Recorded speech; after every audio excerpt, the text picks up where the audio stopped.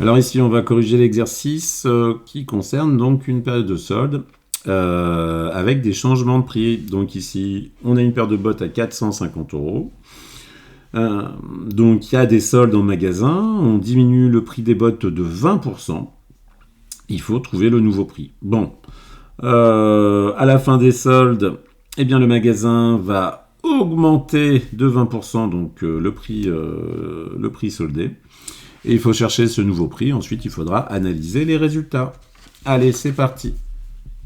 Donc, voilà. On va faire la baisse du prix. Tiens, la baisse du prix, on va commencer par ça. On sait que le prix baisse de 20%. Alors, la baisse de prix, elle va être de combien ? Ben, ça va être 20% fois le prix des bottes. D'accord ? 20 sur 100 fois le prix des bottes qui est de 450 €. Donc 20 centièmes, c'est 2 dixièmes, hein, et puis on peut l'écrire en écriture décimale, fois 450 €. On peut le faire de tête, 2 fois 450, 900. Ça nous fait donc, comme c'est 2 dixièmes, 90 €. Donc la baisse de prix est de 90 €. Donc le nouveau prix des bottes.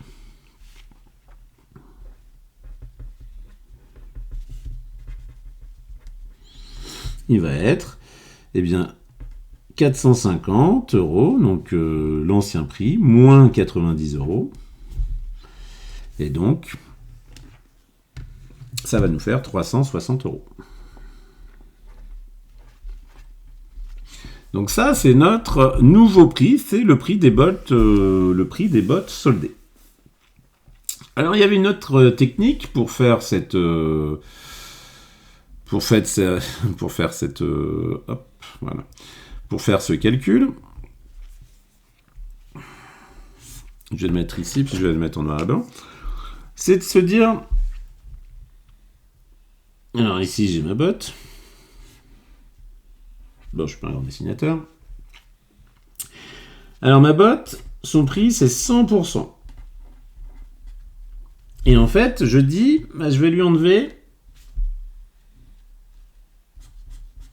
ici, j'enlève 20% au prix. D'accord ? C'est ce que j'ai enlevé. J'enlève 20%. Alors, qu'est-ce qui me reste du prix de la botte ? Il m'en reste 80%. D'accord ? Donc ça peut être intéressant comme technique de calcul. Le prix initial de la botte, c'est 100%.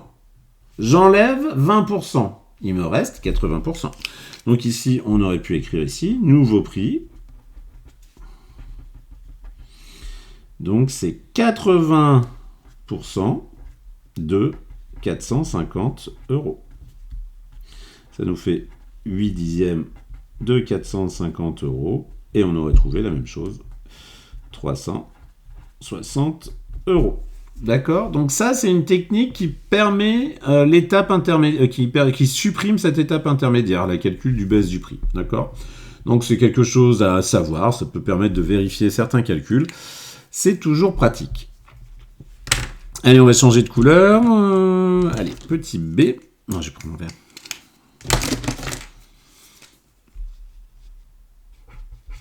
On va augmenter ensuite le prix soldé de 20%. Donc la hausse de prix, elle va être, donc ici 20%, donc ça on sait, 20 sur 100, fois, donc c'est 20% de 360 €. Donc ici, si ça peut nous aider, c'est pas une obligation de mettre l'écriture décimale. Donc la hausse de prix, 36 fois 2, ça va nous faire 72 €. D'accord, donc on a augmenté donc le nouveau prix. Alors le nouveau prix, est-ce qu'il n'y a pas... Bon, ça fait deux nouveaux prix, mais bon. Donc le nouveau prix du petit b. Donc ça va être 360 € plus 72 €. Ça nous fait 432 €. D'accord ? Alors, petite remarque, on aurait pu faire exactement la même chose que ce qu'on a fait ici. On augmente de 20%. Donc ça veut dire qu'on aurait pu ici, le nouveau prix finalement, bah, c'est 100%, 100% de ce prix-là, plus 20%. Donc 100% plus 20%, ça fait 120%, 120 sur 100 fois 360 euros. Et ça fait donc 1,2 fois 360.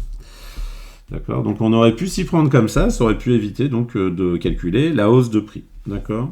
Mais bon, c'est pas une obligation, mais c'est des techniques intéressantes. Le nouveau prix, ici, on se dit, bah, ça va être 100%, c'est l'ancien prix, et on lui ajoute 20%, donc ça fait 120%.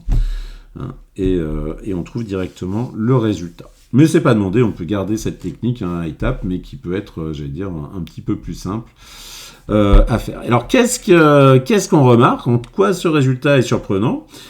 Eh bien, c'est pas le prix initial. Le prix initial était de 450 euros. Et ici, on obtient 432 euros. Donc, on fait attention.